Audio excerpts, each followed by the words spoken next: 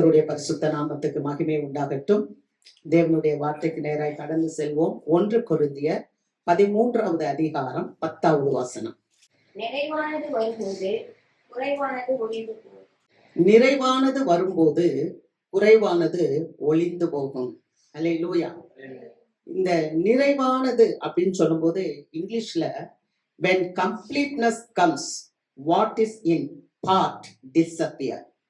அதாவது ஒரு முழுமையான ஒரு கம்ப்ளீட்னஸ், முழுமையான ஒன்று வந்துச்சுன்னா நம்ம வாழ்க்கையில இருக்கிற குறைவுகள் ஒளிந்து போகும். அல்லேலூயா. அப்ப இன்றைக்கு என்ன ஆண்டவர் நம்மோடு பேசுறாருன்னா நிறைவு, ஃபுல்னஸ், அதை பத்தி ஆண்டவர் இன்னைக்கு பேசுறார். நீங்க 1 தீமோத்தேயின் புஸ்தகம் 6வது அதிகாரம் 6வது வசனம். போதும் என்ற மனதுடனே கூடிய தேவ பக்தி மிகுந்த ஆதாயம். அல்லேலூயா.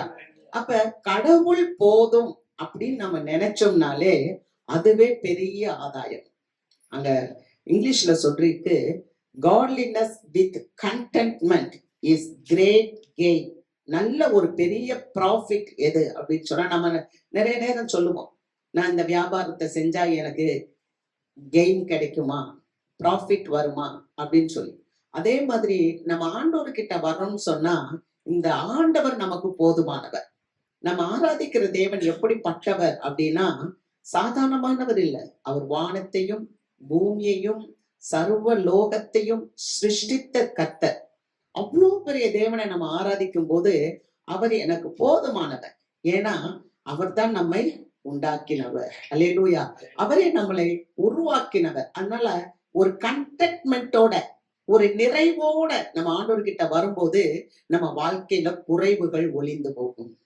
ஏன் இன்னைக்கு நிறைய மக்களுடைய வாழ்க்கையில குறைவுகள் காணப்படுது அப்படின்னா அந்த கண்டென்ட்மெண்ட், நிறைவு அவங்க வாழ்க்கையில இல்லை. அந்த ஃபுல்னஸ், ஆண்டவரிடத்துல இருக்கிற அந்த ஃபுல்னஸ், அந்த ஆண்டவருடைய கிருபைகளை, அவருடைய வல்லமைகளை, அவருடைய நேசத்தை நம்ம உணராம இருக்கும் போதுதான் நம்ம வாழ்க்கையில குறைவுகள் தெரியும். வாசிக்கலாம். லூக்கா 6வது அதிகாரம் 45வது வசனம்.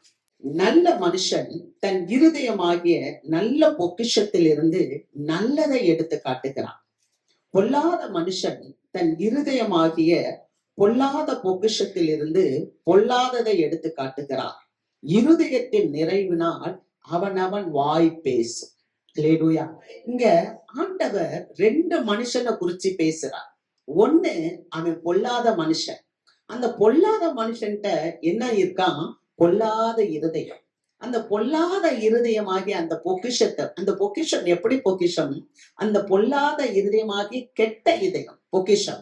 அந்த கெட்டதுல இருந்து அவன் கெட்டதை எடுத்து காட்டுகிறான். இன்னொரு மனுஷன் நல்ல மனுஷன், நல்ல இருதயம், நல்ல பொக்கிஷம், நல்லதையே எடுத்து காட்டுகிறான். அங்க அவர் சொல்லுறார், இயேசுவானவர் சொல்லுகிறார், இருதயத்தின் நிறைவுனால் வாய் பேசும். அப்ப ஒரு மனுஷன் ஆண்டவரால் நிரப்பப்பட்டு இருக்கிறானா, ஒரு மனுஷன் ஆவியினால் நிரப்பப்பட்டு இருக்கிறானா அப்படின்றத நம்ம எப்படி கண்டுபிடிக்கலாம் அப்படின்னு சொன்னா அவங்களுடைய வாயிலிருந்து வருகிற வார்த்தையினால நாம் கண்டுபிடிக்கலாம். இதைத்தான் இயேசுவானவர் சொன்னார். இருதயத்தின் நிறைவுகளால் வாய் பேசும். நம்ம உள்ளத்துல என்ன இருக்கோ அது வெளியே வரும். ஒரு மனுஷன் தேவனுக்கு உரியதையும் தேவராஜ்யத்துக்கு உரியதையும் பற்றியே பேசும் போது அந்த பிள்ளை ஆவியானவரால் தொடப்பட்ட பிள்ளை, ஆவியானவரால் அபிஷேகிக்கப்பட்ட பிள்ளை, ஆவியானவரால் பயன்படுத்துகிற பிள்ளை. அல்லேலூயா. ஆக நம்ம எப்போதும் இருதயத்துல நல்ல சிந்தை உள்ளவர்களா இருக்க வேண்டும். ஆமென். அதைத்தான் ஆண்டவராக இயேசு கிறிஸ்து அங்க சொன்னார். நம்ம எப்படி அதை கண்டுபிடிக்கலாம் பாருங்க. ஒரு மரத்துல ஆப்பிள் மரம் இருந்தா அது ஆப்பிள் ட்ரீன்னு சொல்றோம். அதே மாதிரி அந்த மரத்துல வேப்பம்பழம் இருந்தா அது வேப்ப மரம் அப்படின்னு சொல்றோம். இப்ப 2மே பழங்கள் தான். ஆனா ஒரு பழம் சாப்பிடுறதுக்கு உகந்ததா இருக்கு, இன்னொரு பழம் கசப்பா இருக்குது இல்லையா? அதை விரும்பி சாப்பிட மாட்டாங்க இல்லையா? அப்ப அந்த கனிகளாலதான் அறிய முடியும். வள்ளுவர் கூட சொல்லியிருக்கார், இனிய உளவாக இன்னாத கூறல் கனி இருப்ப காய் கவந்தற்று. அப்ப நம்ம கிட்ட கனி இருந்தாலும் நம்ம இனிய உளவாக ஒரு இனிமையானதா இல்லைன்னு சொன்னா அதை யாருமே திரும்பி பார்க்க மாட்டாங்க. ஆனா ஒரு ஆப்பிள் மரத்துல அல்லது ஒரு ஆரஞ்சு பழ மரத்துல நிறைய ஆரஞ்சஸ் எல்லாம் இருக்குதுன்னு சொன்னா அதை விரும்பி ஓடி போய் நம்ம பறிப்போம். அல்லேலூயா. அதனால தான் ஆண்டவர் சொல்றார், அந்த ஃபுல்னஸ் இருக்கணும். என்ன ஃபுல்னஸ்? நல்ல இருதயமாகிய பொக்கிஷத்திலிருந்து நல்லதை நம்ம எடுத்து கொடுக்கணும். இருதயத்தின் நிறைவினால் வாய் பேசும். அப்ப இந்த இருதயத்துக்கு தேவையானதை நம்ம நல்லதை எடுத்துக்கொண்டே இருக்க வேண்டும். ஆமென். அதனாலதான் ஆண்டவர் சொல்றாரு, உங்கள் இருதயம் கலங்காது இருப்பதாக, நீங்கள் கவலைப்படாது இருங்கள் அப்படின்றார். அப்ப இந்த வார்த்தைக்கு நம்ம கீழ்ப்படியும் போது, ஆண்டவருடைய வார்த்தையை உள்ளுக்குள்ள கொண்டு வரும்போது, இந்த நல்ல பொக்கிஷமாக இந்த இருதயத்துல நான் கவலைப்பட மாட்டேன், இயேசு என் கூட இருக்கிறார், நான் கவலைப்பட மாட்டேன், கர்த்தர் எனக்காக யாவையும் செய்து முடிப்பார். அல்லேலூயா. முதல் காரியத்தை பார்ப்போம். வாசிக்கலாம். சங்கீதங்களின் புஸ்தகம் 71 அதிகாரம் 8வது வசனம். என் வாய் உமது துதியினாலும் நாள்தோறும் உமது மகத்துவத்தினாலும் நிறைந்திருப்பதாக. பாத்தீங்களா? இது யார் சொல்றா? தாவீது அரசன் சொல்றார், என்னுடைய வாய் எப்போதும் துதிக்கணும். ஒரு பிள்ளை துதியில நிறைந்து இருக்கும் போது அந்த பிள்ளை வெற்றி பெறும். அல்லேலூயா. துதி, ஃபுல்னஸ் ஆஃப் பிரைஸ். ஆண்டவரை பத்தி அதிகமா நம்ம துதிக்கணும்.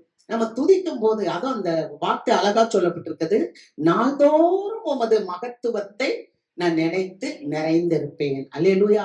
அவருடைய மகத்துவங்கள், கர்த்தர் செய்த நன்மைகள் எல்லாம் நம்ம நினைத்து நினைத்து அவரை துதித்து அவருடைய மகத்துவத்தை நம்ம நினைக்கும் போது நம்முடைய வாழ்க்கையில என்ன வருதுன்னா ஒரு ஆசீர்வாதத்தை தேவன் தருகிறார். அல்லேலூயா. 33:1 சங்கீதத்துல வாசிக்கிறோம், துதி செய்கிறது செம்மையானவர்களுக்கு தகும். அல்லேலூயா. சங்கீதம் 35:28 என் நாவு உமது நீதியையும் நாள் முழுவதும் உமது துதியையும் சொல்லிக்கொண்டே இருக்கும். நம்ம சொல்லுறோமா?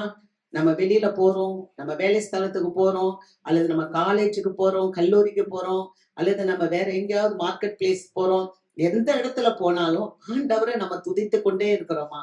ஆனா சங்கீதக்காரர் சொல்றாரு, அவர் ஒரு அரசர். யோசிச்சு பாருங்க, அரசனுக்கு வேற வேலையே இல்லையா? ஒரு ராஜாவுக்கு வேற வேலையே இருக்காதா? அவருடைய குடிமக்களை பாக்குறதுக்கு அவருக்கு எவ்வளவு காரியங்கள் இருக்கும். அவர் ஏறக்குறைய ஒரு சமஸ்த இஸ்ரவேலையே ஆளுகை செய்தவர், ஒரு பெரிய அரசாங்கத்தை, பெரிய ராஜ்யத்தை ஆளுகை செய்தவர். ஆனா அவர் சொல்றாரு, நாள்தோறும் என் வாய் உமது துதியை சொல்லிக்கொண்டே இருக்கும். யாருடைய வாய் துதியை சொல்லும் தெரியுமா? நீங்க சங்கீதம் 84வது அதிகாரம் 4வது வசனத்தை வாசித்தீங்கன்னா, உம்முடைய வீட்டிலே தங்கி இருப்பவர்கள் பாக்கியவான்கள், உம்முடைய வீட்டில் வாசமாய் இருப்பவர்கள் பாக்கியவான்கள், அவர்கள் எப்போதும் துதியை துதித்து கொண்டு இருப்பார்கள். அல்லேலூயா. கர்த்தருடைய வீட்டுல வாசமாய் இருக்கிறவங்க, தேவனுடைய வீட்டுல வாசமா இருக்கிறவர்கள் பாக்கியவான்கள். பாக்கியவான்கள் என்ன தெரியுமா? நீங்க ஆசீர்வதிக்கப்பட்டவர்கள். இன்னைக்கு இந்த இடத்துல வந்திருக்கிற நீங்க ஆசீர்வதிக்கப்பட்டவர்கள். இது கர்த்தருடைய வீடு, என் வீடு சகல ஜனங்களுக்கும் ஜெப வீடு என்று சொல்லப்படும் அப்படின்னு சொல்லப்படுது. அப்ப இந்த கர்த்தருடைய வீட்டுல வந்து வாசமா இருக்கிற பிள்ளைகள் ஆசீர்வதிக்கப்பட்டவர்கள். நீங்க எப்போதும் என்ன செய்வீங்க? ஆண்டவரை துதித்து கொண்டே இருப்பாங்க. அல்லேலூயா. பாருங்க, ஒரு சம்பவத்தை குறிச்சு பாக்குறோம் யோசுவா புஸ்தகத்துல. அங்க 6வது அதிகாரத்துல நீங்க வீட்டுல போய் வாசிங்க. ஒரு பெரிய அலங்கம் காணப்படுது. மோசேயினுடைய ஊழியம் முடிந்து விட்டது. இப்ப அடுத்து யோசுவாவுக்கு அந்த ஊழியம் கொடுக்கப்பட்டிருக்கு. அந்த யோசுவா அந்த ஊழியத்தை இப்ப செய்யறாரு. செஞ்சுட்டு போகும்போது இப்ப கானான் தேசத்தை பங்கிட வேண்டும். எதிரே ஒரு பெரிய தேசம் காணப்படுது. யோர்தானை பிளந்து வந்தாச்சு. இப்ப எரிகோ கோட்டை, அதனுடைய மதில், அந்த எரிகோ கோட்டையினுடைய அலங்கம் உயரமா காணப்படுது. ஜஸ்ட் நீங்க இமேஜின் பண்ணி பாருங்க, கற்பனை பண்ணி பாருங்க. ஒரு உயர்ந்த கோட்டை சுவர் அப்படி இருக்கு, அந்த இடத்துக்குள்ள போக முடியல. அப்ப யோசுவா சொல்றாரு, நீங்க எல்லாரும் எக்காலத்தை தூக்கி ஊது, எல்லாரும் துதியுங்க, ஆர்ப்பரியுங்கள். நீங்க துதிக்கும் போது அந்த அலங்கம் இடிந்து விழும். அல்லேலூயா. இது உண்மை, இது சரித்திரம், இது நடந்தது. நீங்க யோசித்து பாருங்க, அந்த நாட்கள்ல எல்லாம் புல்டோசரை கொண்டு போய் வச்சு அந்த அலங்கத்தை இடிச்சாங்க கிடையாது. ஆனால் இந்த ஜனங்கள் அந்த அலங்கத்தை சுத்தி ஒவ்வொரு நாளும் ஒவ்வொரு முறை வந்து 7வது நாள் 7 முறை சுற்றி வந்து அவங்க ஆர்ப்பரித்து அவங்க கர்த்தருடைய நாமத்தை துதித்து புகழ்ந்தாங்க. அவங்க துதிக்க துதிக்க அந்த அலங்கம் இடிந்து விழுந்தது. அல்லேலூயா. அருமையான தேவ பிள்ளைகளே, நம்ம எப்போதும் வாயில நமக்கு துதி இருக்கும் என்றால் நம்முடைய வாழ்க்கையில இருக்கிற தடைகள் அது விலகி போகும். அல்லேலூயா. நம்முடைய வாழ்க்கையில எதெல்லாம் முன்னேற முடியாம இருக்குதோ, எந்தெந்த காரியம்லாம் நமக்கு கிடைக்காம இருக்கிறதோ, எந்தெந்த ஆசீர்வாதங்கள் நமக்கு கிடைக்காம இருக்கிறதோ, யோசித்து பாருங்க. ஒரு ராஜா நாள் முழுவதும் நான் துதிக்கிறேன்னு சொல்றார். அல்லேலூயா. கர்த்தருக்கு மகிமை. அப்ப நாம துதிக்கணும். நாள்தோறும் என்னுடைய நாவு துதியினால் நிறைந்திருக்கும். அப்ப யோசுவாவின் காலத்துல ஜனங்கள் துதித்து ஆர்ப்பரிக்கும் போது அலங்கம் இடிந்து விழுந்தது. 6வது அதிகாரம் யோசுவா 6:20. எக்காலங்களை ஊதுகையில் ஜனங்கள் ஆர்ப்பரித்தார்கள். எக்கால சத்தத்தை ஜனங்கள் கேட்டு மகா ஆரவாரத்தோட முழங்குகையில் அலங்கம் இடிந்து விழுந்தது. உடனே ஜனங்கள் அவரவர் தங்களுக்கு நேராக பட்டணத்தில் ஏறி பட்டணத்தை பிடித்து, அல்லேலூயா. அந்த பட்டணத்தை பிடிக்கணும்னா அலங்கம் முன்னால இருக்கு, ஒரு சுவர் இருக்கு. அந்த பெரிய அலங்கத்தை இடிக்கும் போதுதான் அந்த பட்டணத்துக்குள்ள போக முடியும். அப்ப இந்த ஜனங்கள் பாடி துதித்து ஆர்ப்பரிக்கும் போது அலங்கம் இடிந்து விழுந்துருச்சு. ஜனங்கள் அவரவர்கள் நேராக போய் அந்த பட்டணத்தை பிடித்து கொண்டார்கள். அல்லேலூயா. நம்முடைய வாழ்க்கையில ஆசீர்வாதங்கள் தடை பெறுகிறதா? தேவ பிள்ளைகளாக நீங்க எப்போதும் துதிக்க கற்றுக்கொள்ளும் போது ஈஸியாக நம்மளுடைய ஆசீர்வாதத்தை சுதந்திரிக்க முடியும். ஆமென். 2வது காரியத்தை நம்ம வாசிக்கிறோம். அங்க 2 நாளாகும் புஸ்தகம் 20வது அதிகாரம் 20, 21, 22 வசனங்களை நம்ம வாசிக்கும் போது அங்கே ஒரு சூழ்நிலையை நம்ம பார்க்கிறோம். அவர்கள் அதிகாலமே எழுந்திருந்து தெக்கோவாவின் வனாந்தரத்துக்கு போக புறப்பட்டார்கள். புறப்படுகையில் யோசபாத் நின்று, யூதாவே, எருசலேமின் குடிகளே கேளுங்கள், உங்கள் தேவனாகிய கர்த்தரை நம்புங்கள், அப்பொழுது நிலைப்படுவீர்கள். அவருடைய தீர்க்கதரிசிகளை நம்புங்கள், அப்பொழுது சித்தி பெறுவீர்கள் என்றான். பின்பு அவன் ஜனத்தோட ஆலோசனை பண்ணி பரிசுத்தமுள்ள மகத்துவத்தை துதிக்கவும் ஆயுதம் அணிந்தவர்களுக்கு முன்னாக நடந்து போய் கர்த்தரை துதியுங்கள், அவர் கிருபை என்றும் உள்ளதென்று கர்த்தரை பாடவும் பாடகரை நிறுத்தினார். அவர்கள் பாடி துதி செய்ய தொடங்கின போது யூதாவுக்கு விரோதமாய் வந்து பதிவிருந்த அம்மோன் புத்திரரையும் மோவாபியரையும் சேயீர் மலை தேசத்தாரையும் ஒருவருக்கு விரோதமாய் ஒருவர் கர்த்தர் எழும்ப பண்ணினதினால் அவர்கள் வெட்டுண்டு விழுந்தார்கள். அல்லேலூயா. பாத்தீங்களா? காலையில எந்திரிச்சு புறப்பட்டு போறாங்க. அப்ப ஒரு தீர்க்கதரிசி வந்து சொல்றான், நீங்க தீர்க்கதரிசிகளை நம்புங்க, கர்த்தரை நம்புங்க, அப்பொழுது நீங்கள் சித்தி பெறுவீங்க. அல்லேலூயா. ஆண்டவரை நம்புங்க. இந்த இடத்துல நம்ம வந்திருக்கோம். யாரை நம்பி வந்திருக்கோம்? ஆண்டவரை நம்பி. சின்ன பிள்ளைங்க படிக்கிறீங்க, படிக்கிற பிள்ளைங்க உங்களுக்கு நல்ல ஞானம் வேணும், அறிவு வேணும், படிப்புல நல்ல முதல் மாணவனாக நீங்க வரணும் இல்லையா? ஸ்டேட் ஃபர்ஸ்ட் வரணும், ஸ்கூல் ஃபர்ஸ்ட் வரணும், யூனிவர்சிட்டி ஃபர்ஸ்ட் வரணும். இதுக்கெல்லாம் நம்ம யாரை நம்பணும்? கர்த்தரை நம்பணும். ஆண்டவரே எனக்கு ஞானத்தை தாங்க, நல்ல மூளையை தாங்க, நல்ல அறிவை தாங்க அப்படி நீங்க கேட்கும் போது ஆண்டவர் உங்களுக்கு அந்த ஞானத்தை அறிவை கொடுப்பா. அதுக்காக நம்ம துதிக்கணும், தீர்க்கதரிசிகளை நம்பணும். பாருங்க, இந்த இவ்வளவு பெரிய ராஜா யோசபாத், அந்த யோசபாத் ராஜாட்ட எவ்வளவோ ராணுவங்கள் இருக்கும். ஆனா என் ராணுவத்தை வச்சு நான் உங்ககிட்ட சண்டைக்கு வரேன்னு அவர் நிக்கல. ஆனால் அவர் தீர்க்கதரிசனுடைய வார்த்தையை கேட்டார். என்ன சொன்னாங்க? நீங்க துதிக்கிறதுக்கு ஜெபக்குழுவை நிறுத்தி பாடி துதிங்க. அவங்க பாடி துதிக்கும் போதே ஒரு அபிஷேகம் வந்து இறங்குச்சு. அல்லேலூயா. அதனாலதான் தாவீது சொல்றார், நாள் முழுவதும் நான் துதிப்பேன், துதியினால் நான் நிறைந்திருப்பேன். the fullness of praise. நம்ம துதிக்கணும். துதியில நிறைந்து இருக்கும் போது இங்க துதித்தார்கள். துதிக்கும் போது ஆண்டவர் என்ன செஞ்சாரு? இந்த ராஜாக்கு விரோதமா வந்த 3 பேரையும் ஒருத்தருக்கு விரோதமா எழும்ப பண்ணி அவர்களே வெட்டுண்டு மடித்தார்கள். இந்த யோசபாத் ராஜா அவருடைய ராஜ்யம் தப்பினது என்று பார்க்கிறோம். அல்லேலூயா. அப்ப அவங்களே சண்டைக்கு வந்தாங்க. எவர்கள் உனக்கு விரோதமா எழும்புகிறார்களோ அவர்கள் உன் பட்சத்தில் வருவார்கள் இல்லையா? எழுப்பி வந்தாங்க, எல்லாரும் இறந்து போயிட்டாங்க. இப்ப அவங்க கொண்டு வந்த உடைமைகள், பொண்ணு, பொருள் இதெல்லாம் இருக்கு. இத 3 நாள் அவர்கள் கொள்ளையிட்டார்கள். வாசிக்கிறேன் பாருங்க, யோசு 25வது வசனம். 2 நாளாகவும் 20, 25. யோசபாத்தும் அவனுடைய ஜனங்களும் அவர்கள் உடைமைகளை கொள்ளையிட வந்தபோது அவர்கள் கண்ட ஏராளமான பொருட்களும் பிரேதங்களில் இருந்து உரிந்து போட்ட ஆடை ஆபரணங்களும் தாங்கள் எடுத்துக்கொண்டு போக கூடாது இருந்தது. எடுத்துக்கொண்டு போக முடியாத அளவுக்கு ஆடை ஆபரணங்கள்லாம் இருந்துச்சாம். 3 நாளாய் கொள்ளையிட்டார்கள். அது அவ்வளவு மிகுதியாய் இருந்தது. 4ஆம் நாளில் பெராக்காவிலே கூடினார்கள். அங்கே கர்த்தருக்கு ஸ்தோத்திரம் செலுத்தினார்கள். ஆதலால் அவ்விடத்திற்கு இந்நாள் வரைக்கும் இருக்கிறபடி பெராக்கா என்று பெயர் தரித்தார்கள். அல்லேலூயா. அப்ப பாடி துதிக்கும் போது சத்துருக்களை ஜெயம் எடுக்க முடியும். எதுக்கு துதி வேணும்? சத்துருக்களை ஜெயம் எடுப்பதற்கு நம்ம எப்போதும் ஆண்டவரை துதிக்கணும். முறுமுறுத்துட்டு இருக்க கூடாது. எனக்கு இது இல்ல, அது இல்ல, ஆண்டவரே இப்படி இருக்கேன், நான் அப்படி இருக்கேன், அதெல்லாம் இல்ல. ஒரு தேவ பிள்ளைக்குள்ள நிறைவானது வந்துருச்சுன்னா குறைவானது ஒளிந்து போயிடும். குறைவு வராது. ஏன்னா அந்த பிள்ளை துதிக்க கத்துக்கொள்ளும். அல்லேலூயா. 3வது பாருங்க, ஒரு துதி துதித்தார்கள். புதிய ஏற்பாட்டுல பாக்குறோம். அப்போஸ்தலர் நடபடிகள் 16வது அதிகாரம் 25, 26. நடுராத்திரியிலே பவுலும் ஷீலாவும் ஜெபம் பண்ணி தேவனை துதித்து பாடினார்கள். காவலில் வைக்கப்பட்டிருந்தவர்கள் அதை கேட்டுக் கொண்டிருந்தார்கள். சடுதியிலே சிறைச்சாலையின் அஸ்திபாரங்கள் அசையும்படியாக பூமி மிகவும் அதிர்ந்தது. உடனே கதவுகள் எல்லாம் திறவுண்டது. எல்லாருடைய கட்டுகளும் கலன்று போயிற்று. அல்லேலூயா. பாருங்க, ஒரு பெண்ணுக்கு பிசாசு இருந்துச்சு. அந்த பெண் எப்ப பார்த்தாலும் பவுலையும் அந்த லூக்கா, ஷீலா இவங்களை பார்த்து, நீங்க எல்லாம் உன்னதமான தேவனுடைய குமாரர்கள், கர்த்தருடைய வார்த்தையை பேசுறவங்க, இப்படியே சொல்லிக்கிட்டு இருந்தாங்க. ரொம்ப நாள் அந்த அம்மா அப்படியே சொல்லிட்டே இருந்துச்சு. அப்ப பவுல் பார்த்தாரு.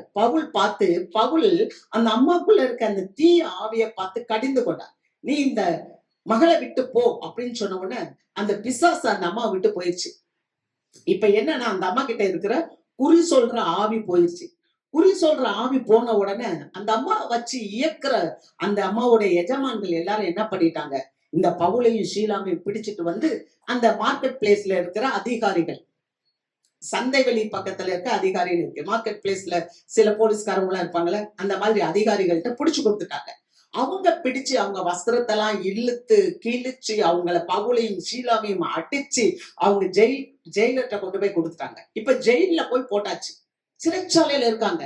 அப்ப சில நேரங்கள்ல நமக்கு சில பாடுகள் வரும்போது தேவ பிள்ளைங்களை என்ன பண்ணிடுறோம், நம்ம பயப்படுறோம். எனக்கு ஏன் இந்த சிறைச்சாலை, நான் நல்லா தானே இருந்தேன், நான் பேய் தானே ஓட்டினேன், நான் நேர்மையா தானே இருந்தேன், ஆனா எனக்கு ஏன் வரணும்? ஆனா தேவனுடைய நாமம் மகிமைப்படணும்னா ஆண்டவரே சூழ்நிலைகளை உருவாக்குவார்.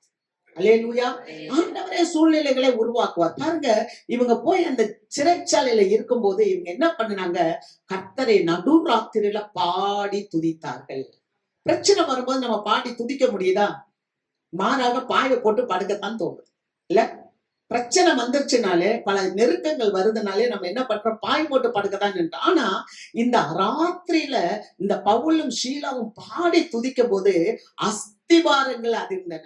நீங்க நினைச்சுக்க கூடாது நம்ம இந்த சபைக்குள்ள வந்திருக்கிறோம் ஏதோ ஒரு சும்மா, அப்படிலாம் இல்ல.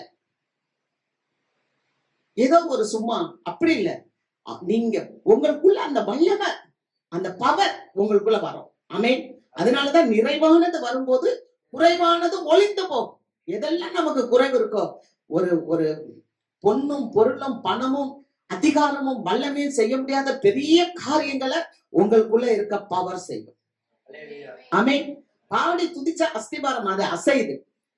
யாரும் கடப்பாறையை கொண்டாந்து அடிச்சாங்களா, புல்டோசர் வந்து கொண்டாந்து போட்டாங்களா, இல்ல வெடிகுண்டை தூக்கி போட்டாங்களா? இல்லங்க. பாடினார்கள், துதித்தார்கள், அஸ்திபாரம் அதிர்ந்தது, எல்லாருடைய கட்டுகளும் கலன்று போயிடுச்சு. அல்லேலூயா. சில நேரம் ஒரு தேவ பிள்ளைக்கு ஒரு போராட்டம் பிரச்சனை வருதுன்னா, நீங்க ஜெபிக்க கற்றுக்கொள்ளும் போது அநேகருடைய கட்டுகள் கலன்று போகும். அல்லேலூயா. அதனாலதான் இன்னைக்கு ஆண்டவர் உங்களை தெரிந்தெடுத்திருக்கிறார். இன்னைக்கு கூட புதுசா வந்திருக்க வாலிப தம்பி, உங்களெல்லாம் கூட தேவன் தெரிந்தெடுத்திருக்க. இன்னைக்கு நீங்க இந்த வார்த்தையை கேட்டுட்டு போய் உங்க வாழ்க்கையில இயேசுன்னு ஒருவர் இருக்கிறார், உங்களுக்கு ஒண்ணுமே தெரியாதா? இயேசு கிறிஸ்துவினுடைய ரத்தம் செய்யும். இந்த வார்த்தையை சொல்லுங்க. எல்லாத்துக்கும் நன்றி ஆண்டவரேன்னு சொல்லுங்க. தேவன் உங்க வாழ்க்கையில மிகப்பெரிய காரியங்களை செய்வார். அல்லேலூயா. இரண்டாவது ஒரு காரியத்தை நம்ம குறிச்சு பார்க்கிறோம். முதலாவது நிறைவான ஒரு துதி, fullness of praise. செகண்ட் ஒன்னு பார்க்கிறோம் பாருங்க, வாசிக்கலாம். ஏசாயாவின் புஸ்தகம் 11வது அதிகாரம் 9வது வசனம். என் பரிசுத்த பர்வதம் எங்கும் தீங்கு செய்வாரும் இல்லை, கேடு செய்வாரும் இல்லை. சமுத்திரம் ஜலத்தினால் நிறைந்திருக்கிறது போல் பூமி கர்த்தரை அறிகிற அறிவினால் நிறைந்திருக்கும். அல்லேலூயா. என் பரிசுத்த பர்வதம் எங்கும் தீங்கு செய்வார் இல்லை, கேடு செய்வாரும் இல்லை. சமுத்திரம் ஜலத்தினால் நிறைந்திருக்கிறது போல பூமி கர்த்தரை அறிகிற அறிவினால் நிறைந்திருக்கும். இது என்ன தெரியுமா? இது ஆபகூக்ல சொல்லப்பட்டிருக்கு. ஆபகூக் 2வது அதிகாரம் 14வது வசனத்துல கர்த்தருடைய மகிமையை அறிகிற அறிவினால் நிறைந்திருக்கும். இந்த பூமி எப்படியா நிறைந்திருக்குமா? கர்த்தருடைய மகிமையை அறிகிற அறிவினால் நிறைந்திருக்கும். இந்த முழு பூமி என்று சொல்லும் போது பூமியில இருக்கிற குடிகள், பூமியில இருக்கிற மக்கள் கர்த்தருடைய மகிமையை அறிந்து கொள்வார்கள். ஹல்லேலூயா. இந்த ஃபுல்னஸ் ஆஃப் க்ளோரி, மகிமை. நீங்க பாத்தீங்கன்னா பழைய ஏற்பாட்டின் காலத்துல ஆண்டவரோட போய் மோசே பேசுறார். மோசே ஒன்னும் பெரியவர் சொல்ல முடியாது. அவரே திக்கு வைப்பார். அவர் திக்கி தான் பேசுவார். அவருக்கு அவர் கொஞ்சம் பயந்த ஸ்பாவம் தான். ஆனா ஆண்டவர் அவரை தெரிந்து கொண்டு அவரோட போய் உட்கார்ந்து பேசும்போது அவருடைய முகம் எப்படி இருந்துச்சாம்? பிரகாசமா இருந்தது. அவருடைய மகிமை, கர்த்தருடைய மகிமை அவரை நிறைத்ததுனால அந்த மோசேயினுடைய முகம் பிரகாசமா இருந்தது. ஆண்டவருடைய மகிமை அந்த மோசேயினுடைய முகத்துல வெளிப்பட்டுச்சு. இன்னைக்கு நம்மள என்ன பண்றோம்? அப்ப தேவனுடைய அந்த மகத்துவங்கள் பூமி எங்கும் பிரகாசிக்கணும். ஒண்ணு, ஆண்டவர் பழைய ஏற்பாட்டுல ஒரு பெரிய தேவாலயத்தை கட்டும்படி அவர் சாமுவேல்கிட்ட சொன்னார், சாலமோன்கிட்ட சொன்னார். சாலமோன் ஒரு பெரிய தேவாலயத்தை ஆண்டவருக்காக கட்டினார். எப்படி கட்டினார்? உள்ள பூரா வைரம், வைடூரியம், மிக ஒப்பீரின் தங்கம், விலை உயர்ந்த தங்கத்தெல்லாம் வச்சு கட்டினார். ஆனா ஒரு காலகட்டம் வந்தபோது பரிசுத்த ஆவியானவர் அந்த இடத்தை நிரப்பினார். அந்த ஸ்தலத்துல மேகம் நிரம்பி இருந்தது. அல்லேலூயா. அவங்க யாருமே வேலை செய்யறவங்க உள்ள போக முடியல, ஊழியம் செய்யறவங்க உள்ள போக முடியல. அந்த ஆலயத்தை தேவனுடைய மகிமை நிரப்பிற்று அப்படின்னு பாக்குறோம். கர்த்தருக்கு மகிமை. ஆசாரியர்கள் உள்ள போக முடியல, எல்லாரும் வெளியில நின்று சொல்றாங்க கர்த்தர் நல்லவர், அவர் கிருபை என்றும் உள்ளது அப்படின்னு சொல்றாங்க. அப்படிப்பட்ட ஒரு மகிமை. நல்லா யோசித்து பாருங்க. உள்ளுக்குள்ள நகை, கோல்டு நிறைய இருக்கு, டைமண்ட்ஸ் இருக்கு. அதெல்லாம் வச்சுதான் அன்னைக்கு சாலமன் கட்டினாரு. ஆனா அந்த இதெல்லாம் மகிமை இல்ல. ஒரு பிரசன்ஸ் இறங்குச்சு பாருங்க, யாருமே உள்ள போக முடியாது. அல்லேலூயா. அவ்வளவு பெரிய ஒரு, ஜஸ்ட் இமேஜின் பண்ணி பாருங்க. பிளைட்ல எல்லாம் போனா ஃபுல்லா மேகம் தான் இருக்கும், வேற ஒண்ணுமே இருக்காது. அது மாதிரி ஒரு புகைக்காடா வந்துருச்சுன்னா அடுத்த பக்கத்துல இருக்கவங்க யாரு இருக்கான்னு தெரியாது. விடியகால் பண்ணி வந்துச்சுன்னா அங்க தெரியுதா? எழுத்தாப்புல தெரிய மாட்டேங்குது. வாங்கின ஹோட்டல்லாம் லைட் போட்டு போறாங்க. அந்த மாதிரி ஒரு மகிமை அந்த தேவாலயத்தின் மேல இறக்கும் போது ஆசாரியர்கள் உள்ள போக முடியல. ஆனா புதிய ஏற்பாட்டுல நீங்களும் நானும் தான் தேவனுடைய ஆலயமாவே இருக்கும். அல்லேலூயா. அப்ப நீங்களும் நானும் தேவனுடைய ஆலயமா இருக்கணும்னா ஒரு தேவகுமாரன் இந்த உலகத்துக்கு வந்தார். அந்த தேவகுமாரன் எப்படிப்பட்டவரு? அவர் துக்கம் நிறைந்தவராய் காணப்பட்டார். அல்லேலூயா.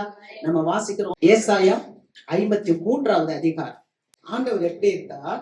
அவர் அசட்டை பண்ணப்பட்டவரும் மனுஷரால் புறக்கணிக்கப்பட்டவரும் துக்கம் நிறைந்தவரும் பாடு அனுபவித்தவருமாய் இருந்தார்.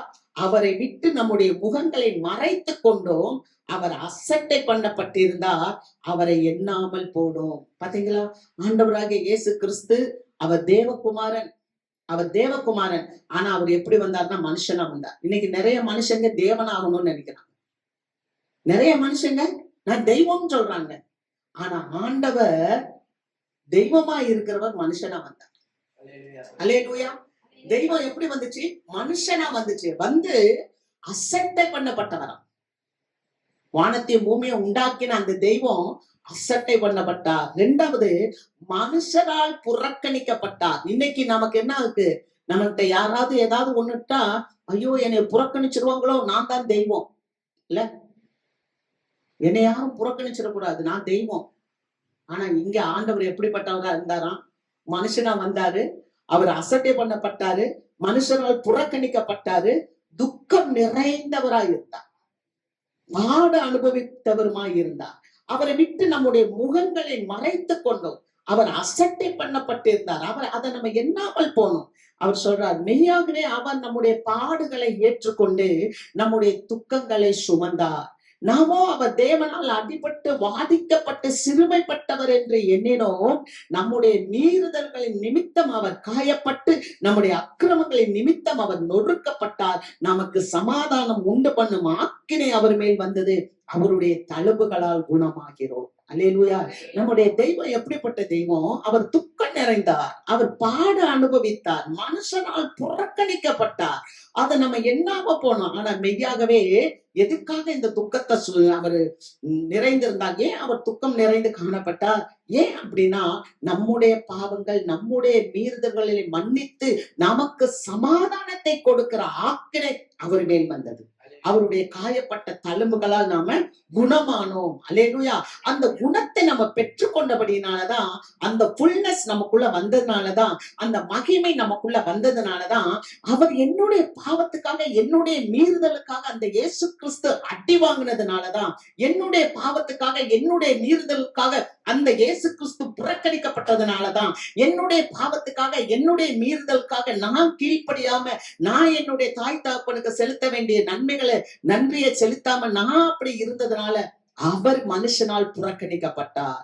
அப்படி அவர் இருந்ததுனால இப்ப அவர் உயிரோட எழுந்த அந்த மகிமை என்னைய நிரப்பிச்சு. அல்லேலூயா.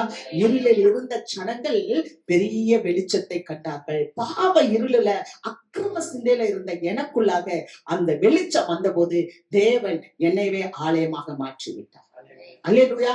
அவர் எனக்குள்ளாக குடிக்கொண்டு இருக்கிறார். ஆமென். அதுதான் நீங்க யாருன்னா, யூ ஆர் நாட் அலோன். நீங்க சாதாரணமா இல்ல. உங்களுக்குள்ள ஆவியானவர் இருக்கிறார். எந்த ஆவியானவர்? அந்த கிறிஸ்துவின் ஆவியானவர். அந்த ஆவியானவர் உங்களுக்குள்ள இருக்கும்போது, இன்னைக்கெல்லாம் பாருங்க, வாலிப பிள்ளைங்க பெற்றோருக்கு கீழ்ப்படுகிறது இல்ல. எவ்வளவு பிள்ளைகளை பாக்குறேன், எவ்வளவு கஷ்டப்பட்டு பேரண்ட்ஸ் படிக்க வைக்கிறாங்க, எவ்வளவு கஷ்டப்பட்டு பெற்றோர் அவங்க பிள்ளைகளுக்கு என்னென்ன செய்யறாங்க இல்ல. உன்னை எடுத்து வளர்க்கணும்னு என்ன இருக்கு? நான் கேக்குறேன், வளர்க்கணும்னு என்ன இருக்கு?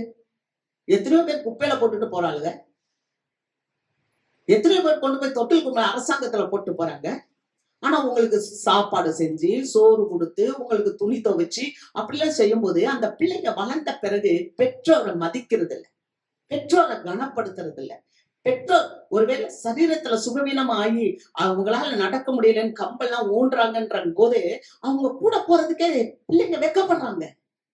இப்படிப்பட்ட பிள்ளைய பார்க்கும்போது நான் வெக்கப்படுறேன். அப்ப ஆண்டவன் எவ்வளவு வெக்கப்படுவார்? கொஞ்சம் படிக்க வச்சுட்டா பேரண்ட்ஸ பார்த்துட்டு உனக்கு ஒண்ணுமே தெரியாது, ஓ நமக்கு எல்லாம் தெரிஞ்சு போச்சு இல்ல. கர்த்தருக்கு மகிமை. அப்ப இந்த ஃபுல்னஸ் எதுக்கு வேணும்? இப்படிப்பட்ட பாவ இருள்ல இருக்கிற பிள்ளைகளை அவர் என்ன பண்ணணும்? வெளிச்சத்தை கொடுக்க வேண்டும். ஆமென். இது மரண இருள். இந்த மாதிரி பெற்றோரை மதிக்காதது, கீழ்ப்படியாதது, பெற்றோருக்கு செய்ய வேண்டிய கனத்தை செய்யாதது. வேதம் சொல்லுது, பூமியிலே உன் வாழ்நாட்கள் நீடித்திருப்பதற்கு உன் தகப்பனையும் உன் தாயையும் கனம் பண்ணு, கனம் பண்ணு. அதனால ஆண்டவர் சொல்றாரு, நம்முடைய பாவங்களுக்காக, நம்முடைய மீறுதலுக்காக இவர் அடிபட்டார், காயம் ஏற்பட்டார், துக்கம் நிறைந்தவராய் இருந்தார், நமக்கு வாழ்வு கொடுத்தார். அல்லேலூயா. கர்த்தருக்கு மகிமை. அதுவேதான் மரண இருளின் திசையில இருக்கிற பிள்ளைங்க பெரிய வெளிச்சத்தை கொண்டாங்க. இப்ப யாரு தேவாலயம்? இந்த நீங்களையும் என்னையும் தான் ஆண்டவர் தேவாலயமாய் மாற்றி இருக்கிறார். அல்லேலூயா. கர்த்தருக்கு மகிமை. அடுத்து பாத்தீங்கன்னா, நீ தேவனுடைய ஆலயமா மாறிட்டேன்னு சொன்னா ஆண்டவர் உங்களை ஆசீர்வதிப்பார். எப்படி ஆசீர்வதிப்பார் தெரியுமா? கூடைகளை பெருக செய்வார். நம்ம வாசிக்கிறோம் மத்தேயு புஸ்தகம் 14வது அதிகாரம் 20வது வசனம். எல்லாரும் சாப்பிட்டு திருப்தி அடைந்தார்கள், மீதியான துணிக்கைகளை 12 கூடை நிறைய எடுத்தார்கள். ஒரு தேவ பிள்ளைய தேவன் ஆட்கொண்டுட்டார்னா அங்க என்ன இருக்கும்னா, நான் திரும்ப சொல்லுறேன், உங்களுக்கு செழிப்பு இருக்கும். ஆமென். குறைவு இருக்காது, குறைவு இருக்காது. நீங்க குறை காண மாட்டீங்க. எல்லாரும் திருப்தியா சாப்பிட்டாங்களா? என்ன தெரியுமா? இயேசுவானவர் இரவும் பகலும் 3 நாள் ஒரு பிரசங்கம் பண்றார். பண்ணிட்டு சொல்றாரு, ஐயோ ஜனங்க 3 நாள் உட்கார்ந்து இருக்காங்க, இவங்களுக்கு ஏதாவது ஆகாரம் கொடுக்கணும், இவங்க வழியில சோர்ந்து போவாங்களே அப்படின்னு சொல்லும் போது அங்க எல்லாரும் கேக்குறாங்க, இவ்வளவு பெரிய கிரௌட் இருக்கு, இவ்வளவு பெரிய கூட்டம் இருக்கு. சீஷர்கள் கேக்குறாங்க, இவ்வளவு பெரிய கூட்டம் இருக்கு, இவங்களுக்கு நான் என்ன செய்ய முடியும்? அப்ப ஆண்டவர் கேட்டார், உங்களிடத்துல என்ன இருக்கிறது? ஒரு சின்ன பையன்ட்ட 2 மீன் 5 அப்பம் இருக்கு, அதை என்கிட்ட கொண்டு வாங்க, அல்லேலூயா. நீங்க அத ஆண்டவர்கிட்ட நம்பணும். 2 மீன் 5 அப்பத்தெல்லாம் கொண்டு வந்து அப்படியே கொடுத்தாங்க. அவங்க எல்லாரும் சாப்பிட்டு திருப்தி அடைந்து என்ன எடுத்தாங்களாம்? கூடை நிறைய 12 கூடை நிறைய எடுத்தார்கள். அல்லேலூயா. அப்ப நிறைவானது வரும்போது குறைவானது ஒளிந்து போகும். நிறைவான எண்ணங்கள், நிறைவான நம்பிக்கை நமக்குள்ள வந்துச்சுன்னா எதெல்லாம் உங்களுக்கு குறைய தெரியுதோ அதெல்லாம் இருக்காது. அதெல்லாம் ஓடி போயிடும். 3வது பாருங்க, லூக்கா 14:23. அப்பொழுது எஜமான் ஊழியக்காரனை நோக்கி, நீ பெருவழிகளிலும் வேலிகளிலும் போய் என் வீடு நிறையும்படியாக ஜனங்களே உள்ளே வரும்படி வருந்தி கூட்டிக் கொண்டு வா. முதலாவது நம்மளையே ஆண்டவர் மகிமையினால் நிரப்பி தேவாலயமாய் மாற்றிடுவார். அல்லேலூயா. 2வது குறையில்லாம நமக்கு 12 கூடைகள் நிறைய எடுக்கும்படி ஆசீர்வாதங்களை நமக்கு கொடுத்து கொண்டே இருப்பார். அல்லேலூயா. 3வது ஒரு காரியம் நம்ம செய்ய வேண்டியது, அவருடைய வீடு வெறுமையா இருக்கக்கூடாது. வழிகளிலும் தெருக்களிலும் வேலியா இருக்க எல்லா இடத்துலயும் போய் அவருடைய வீடு, இந்த வீடு நிறையும்படி ஜனங்களை வருந்தி அழைக்க வேண்டும். அல்லேலூயா. என் வீடு நிறைக்கப்படணும். அங்க வாசிக்கிறோம், அவர் அப்படியே சொல்றாரு, எஜமான் ஊழியக்காரனை நோக்கி, நீ பெருவழிகளிலும் வேலிகளிலும் போய் என் வீடு நிறையும்படியாக ஜனங்களை உள்ளே வரும்படி வருந்தி கூட்டிக் கொண்டு வா. நம்ம எத்தனை பேர் வருந்தி ஆண்டவருக்காக கூப்பிட போறோம்? அது நம்ம மேல விழுந்த கடமை. அதை நம்ம செய்யணும். ஜனங்களை வருந்தி கூப்பிடணும். நான் மட்டும் வந்துட்டேன், எனக்கு திருப்தி அப்படின்னா எப்படி இருக்கும்? அப்ப நம்ம வேலை செய்யணும். வேலை செஞ்சு கனிகளை காமிக்கணும் ஆண்டவர்கிட்ட. அல்லேலூயா. 3வது, முதல் இது fullness of praise, துதியினால் நிறைவு. 2வது மகிமையினால் நிறைவு, fullness of glory. 3வது காரியம் என்ன தெரியுமா? fullness of spirit, ஆவியின் நிறைவு. 3வது காரியம் ஆவியின் நிறைவு. வாசிக்கலாம் அப்போஸ்தல நடபடிகள் 13வது அதிகாரம் 9வது வசனம். அப்பொழுது பவுல் என்று சொல்லப்பட்ட சவுல் பரிசுத்த ஆவியினால் நிறைந்தவனாய். அல்லேலூயா. அப்ப இங்க யாரு நிரப்புறார் அப்படின்னா, பரிசுத்த ஆவியானவர் பவுலை நிரப்புகிறார். இன்னொரு இடத்துல நம்ம வாசிக்கும் போது அப்போஸ்தலர் 11வது அதிகாரம் 24வது வசனம், அவன் நல்லவனும் பரிசுத்த ஆவியினாலும் விசுவாசத்தினாலும் நிறைந்தவனுமாயிருந்தான், அநேக ஜனங்கள் கர்த்தரிடமாய் சேர்க்கப்பட்டார்கள். பாத்தீங்களா? இங்க ஒரு மனுஷனை குறிச்சு சொல்றாரு பரிசுத்த ஆவியானவர். நம்மளை பத்தி அப்படி சொல்ல முடியுமா? அவன் நல்லவனும் ஆவியினால் நிறைந்தவனும் விசுவாசம் உள்ளவனுமாய் இருந்தான். யார் தெரியுமா? பர்னபா. பர்னபா என்றால் ஆறுதலின் மகன். ஆறுதலின் மகன், ஆறுதல் படுத்துக்கிறவன். நம்ம ஆறுதல் படுத்தணும் ஜனங்களை. எப்ப பார்த்தாலும் நம்ம என்ன நினைக்கிறோமா? என்னை மட்டுமே ஆறுதல் படுத்து. எத்தனை வருஷமானாலும் சரி, 20 வருஷமானாலும் நான் மட்டுமே ஆறுதல் பெற்றுக்கிட்டே இருப்பேன். சுய பரிதாபம், சுய பரிதாபம். இன்னைக்கு நிறைய பேருக்கு சுய பரிதாபம் இருக்கிறதுனால நான் ஏன் தெரியுமா உங்களை திரும்ப திரும்ப சொல்றேன், உங்களுக்குள்ள சுய பரிதாபம் வந்துருச்சுன்னா உங்க ஆவி எழுப்ப முடியாது. நீங்க எந்திரிக்கணும்னு நினைச்சா கூட உங்களால எந்திரிக்க முடியாது. ஏன்னா அப்பவும் நீங்க என்ன நினைப்பீங்கன்னா, எனக்கு யாராவது வரணும், எனக்கு யாராவது வரணும். அதனாலதான் ஆவியில நிறையணும். 38 வருஷம் ஒரு மனுஷன் படுத்து கிடந்தான். 38 வருஷம் சுகவீனமா ஒரு மனுஷன் படுத்து கிடந்தான் படுக்கையிலே.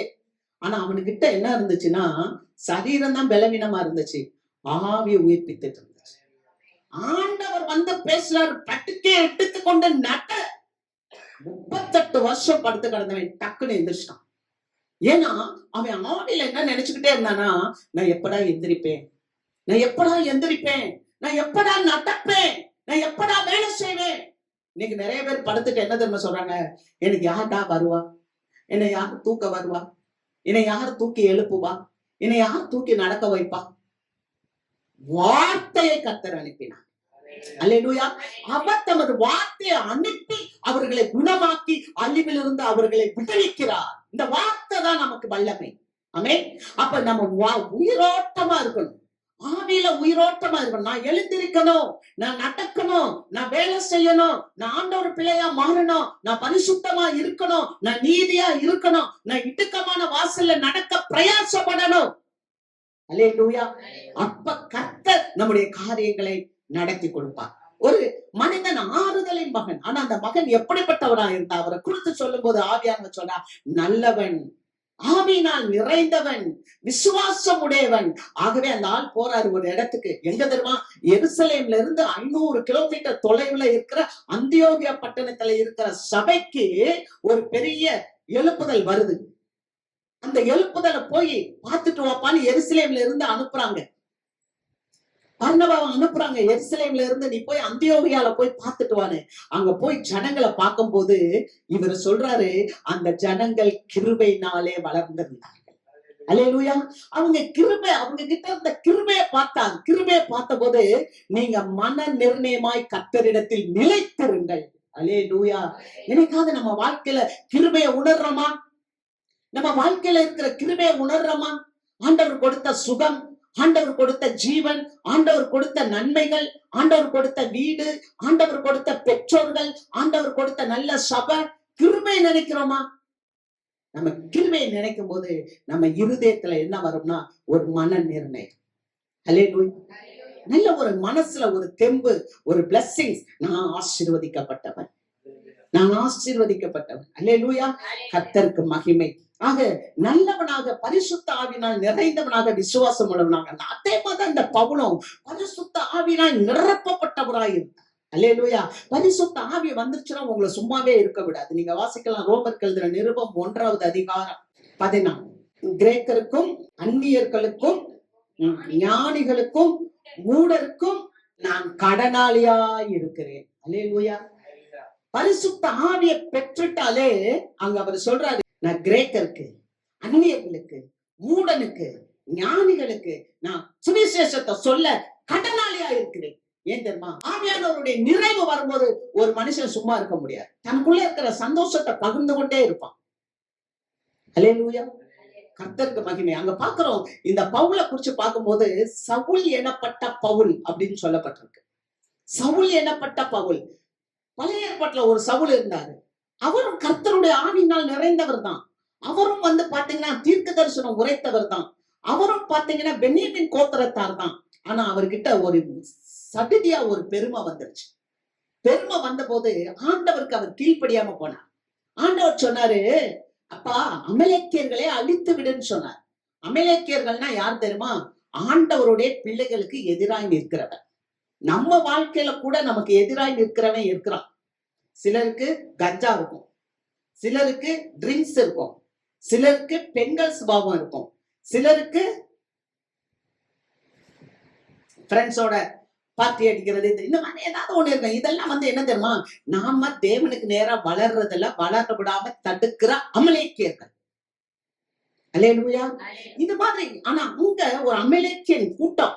அவன் யாருன்னா ஏசாவிட்ட பிறந்தவன், ஏசாவினுடைய பேரன்.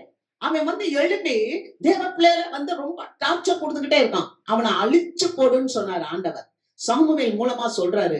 சாமுவேலுக்கு கீழ்ப்படியல, பெருமை அடைந்து தனக்கென்று ஒரு பலிபீடத்தை கட்டி அவன் ஜெயஸ்தம்பத்தை நாட்டு கொண்டிருந்தான். ஆண்டவர் ராஜ்யபாரத்தை புடுங்கிட்டார். அதுக்கப்புறம் ஆண்டவர் பேசல, தீர்க்கதரிசிகள் பேசல. என்ன பண்ண தெரியுமா? குறிகாரர்களிடம், அஞ்சனம் பார்க்கிறவர்கள்ட்ட போய் அஞ்சனம் கேட்டான். அவன் நல்ல ராஜாவா இருக்கும்போது தன்னுடைய தேசத்துல யாரும் குறி சொல்லக்கூடாது, யாரும் அஞ்சனம் பார்க்க கூடாதுன்னு தடை செய்திருந்தான். நல்லதான் இருந்தான். ஆனா ஒரு காலகட்டத்துல ஆவியை அவித்து போட்டு விட்டான். ஆனால் அந்த பவுல் என்றால் சிறுமை. இந்த பவுல் என்ன பண்ண தெரியுமா? பெருமையா இருந்தாரு. ஜனங்களெல்லாம் போய் அடிச்சு உதைச்சி அவங்கள கொண்டு அவங்களுக்கு நிறைய பனிஷ்மெண்ட் கொடுத்து கிறிஸ்துவ வணங்க கூடாதுன்னு சொன்னவர்தான். ஆனால் தேவனால் தொடப்பட்ட போது தன்னை முற்றிலுமாய் தாழ்த்தினார். அவர் சொல்றார், எனக்கு லாபமாய் இருந்தவைகள் எவைகளோ அவைகளை கர்த்தருக்கென்று நான் நஷ்டம் என்று கருதுகிறேன். எனக்கு எதெல்லாம் லாபமா இருக்கோ அதெல்லாம் எனக்கு குப்பை, அது கூட எனக்கு பெரியது இல்ல. அந்த சிந்தை நமக்கு வருதா? தேவ ஜனமே, நம்ம ஆவியினால் நிரப்பப்பட்டிருக்கோமா? நம்ம பரிசுத்த ஆவியினால் நம்ம நிரப்பப்படும் போது நமக்கு லாபமாய் இருக்கிறவைகள் எல்லாம் கிறிஸ்துவ இயேசுவுக்காக நஷ்டம் என்று கருதுகிற சிந்தைவர். கர்த்தருக்கு மகிமை. நம்ம வேகமா வாசிக்கலாம். பிலிப்பியர் 3:7. ஆகிலும் எனக்கு லாபமாய் இருந்தவைகள் எவைகளோ அவைகளை கிறிஸ்துவுக்காக நஷ்டம் என்று எண்ணினேன். அல்லேலூயா. இதுதான சிறுமை. நான் எதெல்லாம் லாபமா வச்சிருக்கிறேனோ அது எனக்கு ஒண்ணுமே இல்ல. அதையெல்லாம் நான் கிறிஸ்துவுக்கு கொடுக்கிறேன். கிறிஸ்துதான் எனக்கு ஜீவன், கிறிஸ்துதான் எனக்கு பரிகாரி, கிறிஸ்துதான் எனக்கு வாழ்வு. அந்த பரிசுத்த ஆவியினுடைய ஃபில்னஸ், த ஸ்பிரிட், அந்த ஸ்பிரிட் நமக்குள்ள வந்துருச்சுன்னா, ஹோலி ஸ்பிரிட் நமக்குள்ள வந்துருச்சுன்னா, நம்ம முற்றிலுமா நம்மள இறக்கிடுவோம். நீர் பெருகணும், நான் சிறுகணும். அல்லேலூயா, கர்த்தருக்கு மகிமை. வெளிப்படுத்தின விசேஷம் 3வது அதிகாரம் 2வது வசனம். நீ விழித்துக் கொண்டு சாகிறதுக்கு ஏதுவாய் இருக்கிறவைகளை ஸ்திரப்படுத்து. உன் கிரியைகள் தேவனுக்கு முன் நிறைவுள்ளவைகளாக நான் காணவில்லை. ஆகையால் நீ கேட்டு பெற்றுக்கொண்ட வகையை நினைவு கூர்ந்து அதை கை கொண்டு மனம் திரும்பு. நீ வீழ்த்திராவிட்டால் திருடனை போல் உன்மேல் வருவேன். நான் உன்மேல் வரும் வேலையை அறியாதிருப்பாய். ஆண்டவர் தேவ பிள்ளைகளுக்கு ஒரு எச்சரிப்பை கொடுக்கிறார். அல்லேலூயா. இதுவரை தேவனுடைய ஆவியை பெற்றிருந்த நாம என்ன பண்ணக்கூடாது? ஆவியை அவித்து போடக்கூடாது. அல்லேலூயா. சவுல் இழந்தது போல நாமும் அதை இழந்து விடக்கூடாது. அல்லேலூயா. ஆகவேதான் அவர் சந்தை சபைக்கு சொல்லும் போது ஒரு எச்சரிப்பை கொடுக்கிறார். என்ன சொல்லுகிறார்? நீ விழித்துக் கொண்டு சாகிறதுக்கு ஏதுவானவைகளை ஸ்திரப்படுத்து. அதாவது இந்த சபை செத்து போகவில்லை, முழுவதுமாக செத்து போகவில்லை, ஆனா சாக போறது மாதிரி இருக்கு. உன் அழைப்பு, உன்னுடைய தெரிந்து கொள்ளுதல், கர்த்தருடைய பிள்ளைகளை தேவன் அழைத்த அழைப்பு, அவரை தெரிந்து கொள்ளுதல், இதெல்லாம் பார்க்கும்போது அந்த பிள்ளை எப்படி இருக்குன்னா சாக போறது போல இருக்கு. அதனால ஆண்டவர் சொல்ல, நீ விழித்துக்கோ, நீ முழிச்சுக்கப்பா, நீ இன்னும் செத்து போகல, நீ சாகிறதுக்கு ஏதுவானகளை ஸ்திரப்படுத்து. அல்லேலூயா, கர்த்தருக்கு மகிமை. அடுத்து அவர் சொல்றாரு, உன் கிரியைகள் தேவனுக்கு முன்பாக நிறைவுள்ளதாய் காணவில்லை. உன் கிரிகைகள், நம்ம செய்யற காரியங்கள், நான் செய்யற காரியங்கள் கர்த்தருக்கு பிரியமா இருக்குதா? நான் கர்த்தருக்கென்று ஏதாவது செய்திருக்கிறேனா? நான் பரிசுத்த ஆவியினால் நிரப்பப்பட்டு இருக்கிறேனா? நான் பரிசுத்த ஆவியினால் நிரப்பப்பட்டால், நான் பரிசுத்த ஆவியால் நிரப்பப்பட்டவர்கள் செய்கிற அந்த வேலையை நான் செய்கிறேனா? நான் கத்திரளமாய் ஜனங்களை சேர்க்கிறேனா? அல்லது எனக்காகவே நான் வாழ்கிறேனா? அல்லது நான் ஊழியத்துக்காக, நான் கர்த்தருக்காக ஏதாவது ஒரு காரியத்தை நான் ஆண்டவருடைய நாமம் மகிமைக்காக செய்கிறேனா? இல்லன்னா அந்த ஒரு தாளந்தை பெற்றவன் மண்ணை தோண்டு புதைத்து போடுறது போல புதைத்து போட்டுக்கிட்டே இருக்கிறேனா? அப்படின்னா ஆண்டவர் இன்னைக்கு நமக்கு எச்சரிப்பு கொடுக்கிறார். நீ சாவுக்கு ஏதுவானவைகளை ஸ்திரப்படுத்து, நீ விழித்துக் கொள்ளு. அப்படி இல்லைன்னா நான் உன் மேல எப்படி வருவேனா? திருடனை போல வருவேன். அது மாத்திரம் இல்ல, நீ கேட்டு பெற்றுக்கொண்ட வகையை நினைவு கூறு. முத ஆண்டவர்கிட்ட வந்தோம்ல, ஆண்டவர்கிட்ட கேட்டோம்ல, ஆண்டவரே எனக்கு இது தாங்கப்பா, இதை கொடுத்தா நான் உமக்கு சாட்சியா நிப்பேப்பா, ஏசப்பா நீங்க எனக்கு இதை தாங்கப்பா, இதை கொடுத்தீங்கன்னா நான் உங்க நாம மகிமைக்காக வாழ்வேன்பா, எப்ப நீங்க இதை கொடுத்தா நான் இதை உங்களுக்கே கொடுப்பேன்பா. எத்தனையோ காரியங்களை கேட்டு பெற்றுக்கொண்டோம்ல, பெற்றுக்கொண்ட காரியத்தை எப்படி வச்சிருக்கோம்? அதனாலதான் அவர் சொல்றாரு, நீ அதை கை கொண்டு மனம் திரும்பு. நீ கேட்டு பெற்றுக்கொண்டல, அதை முதல்ல நினைவு கூறுமா, நினைவு கூறு மகனே. அடுத்து அதை கைக்கொள், அதை கை கொண்டு நீ விழித்திரு. நீ விழித்திராவிட்டா நான் திருடனை போல வருவேன். அவன் சீக்கிரமா வருவான். திருடன் சொல்லிட்டு வர மாட்டான். ஒருவேளை சொல்லிட்டு வந்தா அவன் வருவான்னு சொல்லி நம்ம எந்திரிச்சு கண்ணை மட்டும் எப்ப வருவான் எப்படி வருவான் நம்ம பாத்திரலாம், அவனை விடக்கூடாதுன்னு சொல்லு. ஆனா திருடன் சொல்லாம வருவான். ஆண்டவருடைய வருகை எப்ப இருக்கும் எப்படி இருக்கும் சொல்லவே முடியாது. அவருடைய ரகசிய வருகை, சபைக்கான வருகை சீக்கிரமா இருக்கு. அவருடைய வருகையில நாம் கைவிடப்பட்டு போவோம் என்றால் மற்ற எல்லா ஜனங்களை பார்க்கலும் பரிதவிக்க கூடியவர்களாக இருக்கும். அல்லேலூயா, அல்லேலூயா. கேட்டு கேட்டு நான் அப்படியே உட்கார்ந்து இருப்பேன். மனம் திரும்புதல் தான் முக்கியம். நம்ம மனம் தான் திரும்ப வேண்டும். அதனாலதான் ஆதி நாட்கள்ல முத பெண்டிகாஸ்ட சபைகளை எழும்பும் போது எடுத்தவன்னு சொல்லுவாங்க, மனம் திரும்புங்கள், பரலோக ராஜ்யம் சமீபித்து இருக்கிறது. அல்லேலூயா. நம் மனம் திரும்ப வேண்டும். தேவனுடைய சமூகத்துல கேட்டு பெற்று கொண்டதை நினைவு கூர்ந்து நாம் மனம் திரும்பி அதை சரி செய்ய வேண்டும். வாசிக்கலாம். எபேசியர் புஸ்தகம் 5வது அதிகாரம் 14வது வசனம். ஆகையால் தூங்குகிற நீ விழித்து மரித்தவரை விட்டு எழுந்திரு, அப்பொழுது கிறிஸ்து உன்னை பிரகாசிக்க பண்ணுவார். ஆமென், அல்லேலூயா. நீ மரித்தோரை விட்டு எழுந்திரு. நீ எங்கப்பா படுத்துக்கிட்டு இருக்க? நீ மரித்தோர் கிட்ட படுத்துட்டு இருக்க. தேவனுடைய ஆவியை பெற்ற பிள்ளை மரித்தோர் இடத்துல போய் படுக்க முடியாது. நம்ம போய் சுடுகாட்டுல படுத்து தூங்க முடியுமா? மரித்தோர் இடத்துல இருப்பாங்க. நீங்களும் நானும் தேவனுடைய ஆவியை பெற்ற பிள்ளைங்க. நாம போய் அங்க படுக்க முடியாது. ஆகவே தூங்குகிற நீ, இப்ப நீ தூங்கிட்டு இருக்க, தூங்குற நீ மரித்தோரை விட்டு எழுந்திரு. மரித்தோர்கிட்ட போய் படுத்திருக்காத, எழுந்திரு. கர்த்தர் சொல்லுகிறார். ஏன் அப்படி சொல்லுறார்? நீ ஏன் காரியத்தை ஸ்திரப்படுத்துன்னு சொல்றார்? ஏன் நீ மனம் திரும்புன்னு சொல்றாரு? நீ ஏன் பெற்றுக்கொண்டதை நினைவு கூறுன்னு சொல்லுறார்? இந்த கடைசி காலத்துல ஆவியினால் நிரப்பப்பட்ட பிள்ளையை திரும்ப ஆண்டவர் ஒரு எச்சரிப்பை கொடுக்கிறார். நீ விழித்திரு, நீ எழுந்திரு, நீ எழுப்பு. ஏன் சொல்லுகிறார்?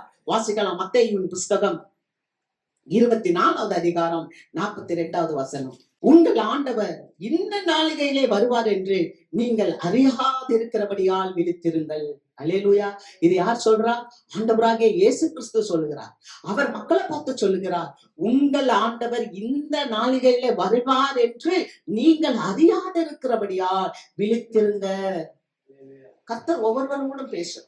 நம் ஒவ்வொருவரோடும் பேசுறார். அடுத்து சொல்றார், திருடன் இன்ன சாமத்தில் வருவான் என்று வீட்டஜமான் அறிந்திருந்தால் அவன் விழித்திருந்து தன் வீட்டை கண்ணமிட ஒட்டான் என்று அறிவீர்கள்.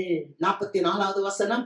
நீங்கள் நினையாத நாளிகையிலே மனுஷகுமாரன் வருவார், அதனால் நீங்களும் ஆயத்தமாயிருங்கள். ஒரு பக்கம் சொல்றாரு நீங்கள் விழித்திருங்கன்னு சொல்றாரு, இன்னொரு பக்கம் சொல்றாரு நீங்க நினையாத நேரத்துல மனுஷகுமாரன் வருவார். ஆண்டவராகிய இயேசு கிறிஸ்து எப்படி போனாரோ அப்படியே வருவார். அவர் சொன்னார், நான் உங்களை திக்கற்றவர்களாக விடை, உங்கள் இருதயம் கலங்காது இருப்பதாக நான் வருவேன், வந்து உங்களை மறுபடியும் என்னோடு கூட நான் சேர்த்துக் கொள்வேன் சொன்னார். அப்படி அவர் வரும்போது எப்படி வருவார்னா திருடனை போல வருவார். இந்த நாளிகையில வருவேன் தெரியாது, ஆனா நான் வருவேன். ஆகவே நீ ஆயத்தமாயிரு. அல்லேலூயா. விழிப்பாய் இருக்க வேண்டும். ஒரு ஆண்டவருடைய ஆவியை பெற்ற பிள்ளை விழிப்பாய் இருக்கும்.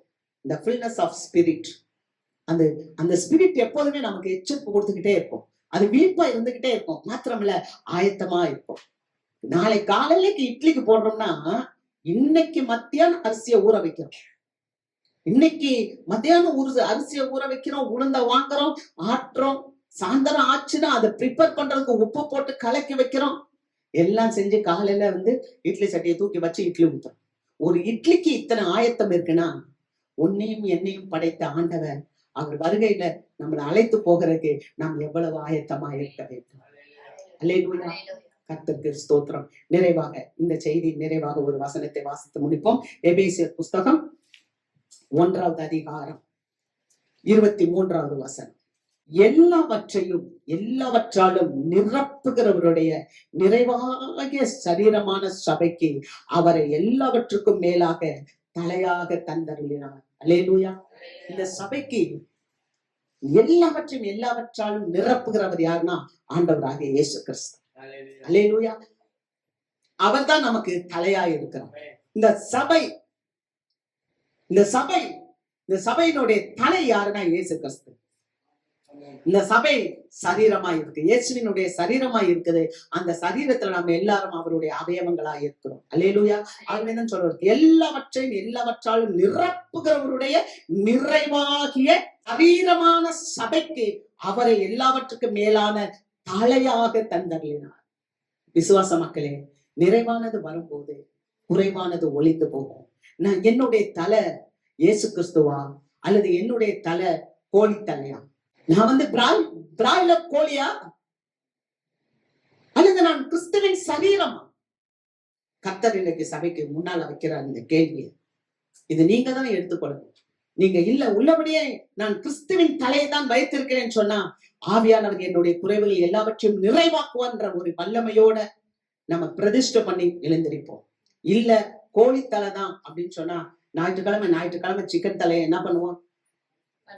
கட் பண்ணிட்டு மிஷின்ல தூக்கி போட்டு அடிச்சு நமக்கு ஃபுட்டு தர்றான் சாப்பிட. அந்த மாதிரி சாத்தா நம்மள தூக்கிட்டு போயிடக்கூடாது. அல்லேலூயா. ஆகவே நான் விசுவாசிக்கிறேன், நீங்க யாரு அப்படின்னு சொன்னா, நிறைவாகிய சரீரமான சபைக்கு, சபைனா நீங்களும் நானும் தான். கிறிஸ்துவே தலையா இருக்கிறார். விசுவாசிக்கிறவங்க அப்படியே நம்ம எழுந்திருப்போம். நம்ம அறிக்கை பண்ணுவோம், அப்படியே எழுந்திருப்போம்.